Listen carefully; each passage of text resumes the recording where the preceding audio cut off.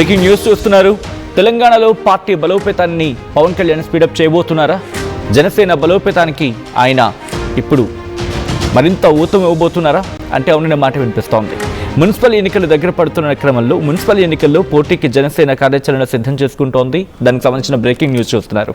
రాష్ట్ర వ్యాప్తంగా 10 మంది కోఆర్డినేటర్లను నియమించబోతోంది జనసేన. ఉమ్మడి జిల్లాల వారీగా సమన్వయ కమిటీలు ఏర్పాటు చేసింది.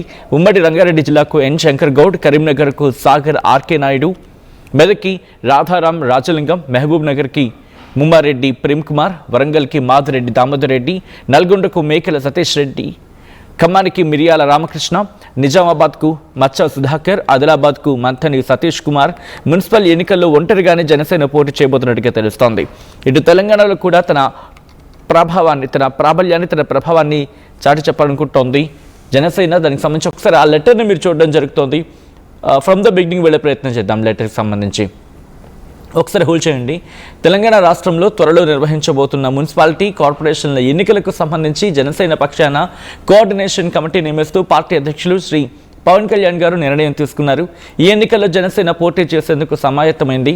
ఇందుకు సంబంధించి సమన్వయ కమిటీని నియమిస్తూ అందులోని సభ్యులు ఒక్కొక్కరికి ఒక్క ఉమ్మడి జిల్లా బాధ్యతలను అప్పగించారు అంటూ కూడా మనం చెప్పిన ఆ లిస్ట్ని ఎవరెవరికి ఎక్కడెక్కడ బాధ్యత అప్పచెప్పిందనేది దాంట్లో మెన్షన్ చేసిన క్రమం. సో ఇప్పుడు ఎటువంటి ప్రభావం చూపించే అవకాశం ఉంది?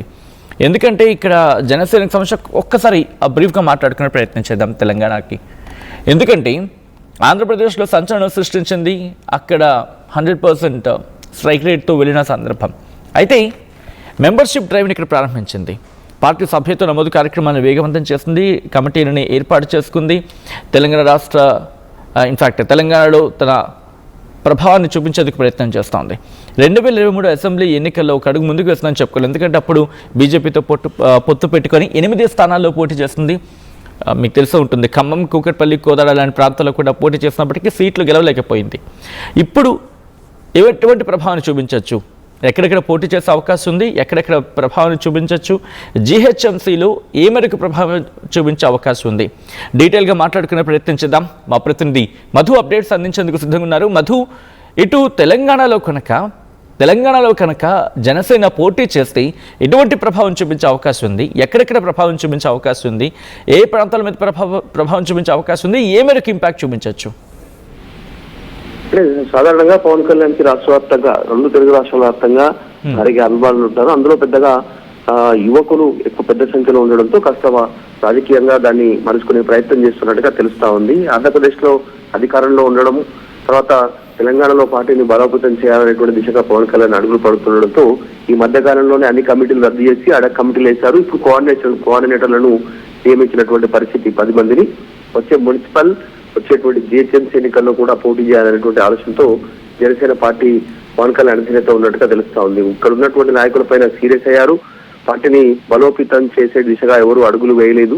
ఆంధ్రప్రదేశ్ లో అధికారంలో ఉన్న కనీసం తెలంగాణలో ప్రజా సమస్యల పైన పార్టీ కనీసం వాయిస్ వినిపించట్లేదు, దానికి సంబంధించిన ప్రోగ్రామ్ చేయట్లేదు అనేటువంటి సీరియస్ అయినట్టుగా తెలుస్తా ఉంది. దాంతో పాటే పార్టీ బలోపేతం పైన ముందుకు వెళ్తా ఉన్నారు. ఈ మధ్య కాలంలోనే పార్టీ జనరల్ సెక్రటరీగా రామ్ తల్లూరి అనేటువంటి ఒక యువకుడిని, పవన్ కళ్యాణ్ అత్యంత సన్నిహితుడిని, సినిమా బ్యాక్గ్రౌండ్ ఉన్నటువంటి వ్యక్తిని ఖమ్మం జిల్లా వాసిని నియమించారు. ఇప్పుడు 10 మంది కోఆర్డినేటర్లను వేశారు. వచ్చే మున్సిపల్ ఎన్నికలకు ఒంటరిగా పోటీ చేయాలనేటువంటి ఆలోచన చేస్తా ఉన్నారు. జిహెచ్ఎంసీలో అవసరమైతే బీజేపీ, టీడీపీ, జనసేన ముగ్గురు కలిసి ఆంధ్రప్రదేశ్ లో అలయన్స్ లో ఉన్నారు, ఆల్రెడీ కూటమిలో ఉన్నారు కాబట్టి ఆ రకంగా ముందుకు పోయే ప్లాన్ చేస్తున్నట్టుగా తెలుస్తా ఉంది. ఈ 10 మంది కోఆర్డినేటర్ల సంబంధించి సమన్వయ కమిటీ ఏర్పాటు చేశారు. ఉమ్మడి రంగారెడ్డి జిల్లాకు వస్తే ఎన్ శంకర్ గౌడ్, కరీంనగర్ ఏమో సాగర్ ఆర్కే నాయుడు, మెదక్ రాధారాం రాజలింగం, మహబూబ్ నగర్ ముమ్మారెడ్డి ప్రేమ్ కుమార్, వరంగల్ మాదిరెడ్డి దామోదర్ రెడ్డి, నల్గొండ మేకల సతీష్ రెడ్డి, ఖమ్మం మిరియాల రామకృష్ణ, నిజామాబాద్ మచ్చ సుధాకర్, ఆదిలాబాద్ మంథని సతీష్ కుమార్, ఇట్లా 10 కోఆర్డినేటర్లు నియమించారు. నెక్స్ట్ అన్ని నియోజకవర్గాల వారిగా 5 మంది పేర్లతో, జిహెచ్ఎంసీకి సంబంధించి 300 వార్డుల్లో 5 మంది పేర్లతో లిస్టు తయారు చేసి పంపాల్సింది కూడా జనసేన అధ్యక్షుడు పవన్ కళ్యాణ్ సూచించినట్టుగా తెలుస్తా ఉంది. సో మొత్తానికి తెలంగాణలో పవన్ కళ్యాణ్ ఫోకస్ చేస్తున్నారు అనేటువంటి చాలా స్పష్టంగా కనిపించి చాలా వేగంగా ముందుకు అడుగులు వేసుకుంటూ పోతూ కనిపిస్తా ఉంది. ఈ మధ్య కాలంలోనే ఆయన కరీంనగర్ కొండగట్టు ఆంజనేయ స్వామి టెంపుల్కి వచ్చారు. 35 కోట్లకు పైగా టీటీడీ నిధులను అక్కడ వెచ్చించి డెవలప్మెంట్ కు సహకరించేటువంటి విధంగా నిర్ణయం తీసుకున్నారు. సో మొత్తానికైతే తెలంగాణలో పెద్ద ఎత్తున జనసేన ఫోకస్ చేస్తుంది అనేటువంటి చాలా స్పష్టంగా కనిపిస్తా ఉంది. ఇది ఫ్యూచర్ లో బీజేపీకి అనుకూలంగా మారే అవకాశం కూడా ఉండొచ్చు. అంటే బీజేపీతో కలిసి ఎందుకు పోటీ చేయట్లేదు ఇక్కడ? ఎందుకంటే సాధారణంగా ఆంధ్రప్రదేశ్లో అక్కడ బీజేపీతో జనసేన పొత్తులో ఉంది, అక్కడ పోటీ చేస్తోంది. సో ఇక్కడ కూడా ఏమైనా పోటీ చేసే అవకాశం కనిపిస్తుందా బీజేపీతో, లేకపోతే ఒంటరిగానే ఎందుకు వెళ్ళాలనుకుంటుంది ఇక్కడ? తెలంగాణలో జరుగుతున్న రాజకీయ పరిణామాలను గమనిస్తా ఉన్నారు ఇటు బీజేపీ కానీ, జనసేన కానీ, ఇంకా మిగతా రాజకీయ పార్టీలు కానీ. ప్రస్తుతం గతంలో బీజేపీకి సంబంధించినటువంటిది అంశం గమనిస్తే బండి సంజయ్ అధ్యక్షుడిగా ఉన్నప్పుడు పార్టీ చాలా పీక్స్ లెవెల్లో తీసుకెళ్లగలిగారు. అంటే గ్రామ స్థాయిలో కూడా బీజేపీ గురించి చర్చ జరిగిన బండి సంజయ్ నిర్ణయాలు ఉండేటివి, ఆయనకు సంబంధించిన ప్రోగ్రామ్స్ అట్లా డిజైన్ చేసుకున్నారు.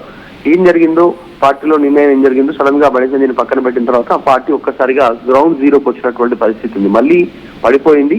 8 ఎంపీ సీట్లు గెలిచారు, అది మోడీ చరిష్మాతో. 8 ఎమ్మెల్యే సీట్లు గెలిచారు.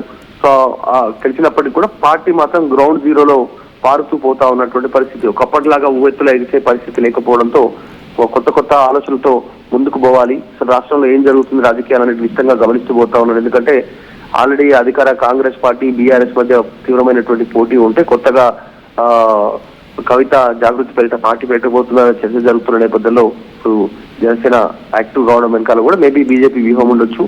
బీజేపీ జనసేన ఇద్దరు పోటీలో భాగంగా ముందుకు పోయేటువంటి అవకాశం ఉన్నట్టుగా కూడా చర్చ గత కొంతకాలంగా జరుగుతుంది. అంత లాస్ట్ జిహెచ్ఎంసీ ఎలక్షన్లలో పోటీ చేస్తామంటే కిషన్ రెడ్డి, లక్ష్మణ్ ఇద్దరు వెళ్లారు బీజేపీ నాయకులు. పవన్ కళ్యాణ్ దగ్గరికి వెళ్ళి జిహెచ్ఎంసీలో పోటీ చేయదు, పూర్తి స్థాయిలో బీజేపీకి మద్దతు తెలపండి అనేటువంటి ఒక స్టేట్మెంట్ ఇప్పించగలిగారు పవన్ కళ్యాణ్ నుంచి. అప్పుడు విత్డ్రా చేసుకున్నారు. సో ఈసారి కూడా జిహెచ్ఎంసీలో పోటీ చేస్తారా, లేకపోతే ఇద్దరు కలిసి సీట్ షేరింగ్ ఏమైనా ఉంటుందా అనేటువంటిది చూడాలి. సో మొత్తానికి జనసేన మాత్రం తెలంగాణలో పోటీ చేయాలి, బలంగా ఉండాలి అనేటువంటి ఆలోచన చేస్తా ఉన్నారు. ఇప్పటికే మనం చూసాం పవన్ కళ్యాణ్ విషయంలో మోదీ కాస్త సాఫ్ట్ కార్నర్ తో ఉంటారు. మోదీ పవన్ కళ్యాణ్ ఎంకరేజ్ చేసే విధంగా కొన్ని మాటలు మాట్లాడారు. అంతకు ఆంధీ అనేటువంటి తుఫాన్ అనేటువంటి స్టేట్మెంట్ చేశారు. తర్వాత తమిళనాడు, కర్ణాటక, కేరళ, ఆంధ్రప్రదేశ్, తెలంగాణ ఈ ప్రాంతాల్లో పవన్ ని ప్రోత్సహించే అవకాశం ఉంది రాజకీయ పరంగా కూడా. కాబట్టి అన్ని రకాలుగా జనసేన బీజేపీ కలిసి ముందుకు పోయే పరిస్థితి ఉండొచ్చు ఫ్యూచర్ లో. ప్రస్తుతం మాత్రం పార్టీ బలోపేతం పైన పవన్ కళ్యాణ్ దృష్టి పెట్టడంతో త్వరలోనే తెలంగాణలో యాక్టివ్ కాబోతున్నారు ఏదో ఒక రూపంలో అనేటువంటి ఒక మంచి మెసేజ్ ఇచ్చే ప్రయత్నం చేస్తున్నట్టు కనిపిస్తాం. Right Madhu, thanks for update. మొత్తంగా అయితే ఇటు మధు చెప్పినట్టుగా హైదరాబాద్ జిహెచ్ఎంసీ ప్రాంతాల గురించి మాట్లాడుకుంటే కూకట్పల్లి, శేరిలింగంపల్లి, కుబ్దులాపూర్, ఎల్బీ నగర్ ఈ నియోజకవర్గాల్లోని కొన్ని డివిజన్స్లో జనసేనకు గణనీయమైన ఓట్లు ఉన్నాయి. అంటే ఆ ఓట్ బ్యాంక్ ఉంది. ఇక్కడ ఐటీ ఉద్యోగులు ఉంటారు, యువత ఉంటారు, సెటిలర్స్ ఉంటారు. సో ఇవన్నీ కూడా జనసేనకు కలిసి వచ్చే అంశం. ఇక ఖమ్మం, కొత్తగూడెంకి వస్తే కనుక అక్కడ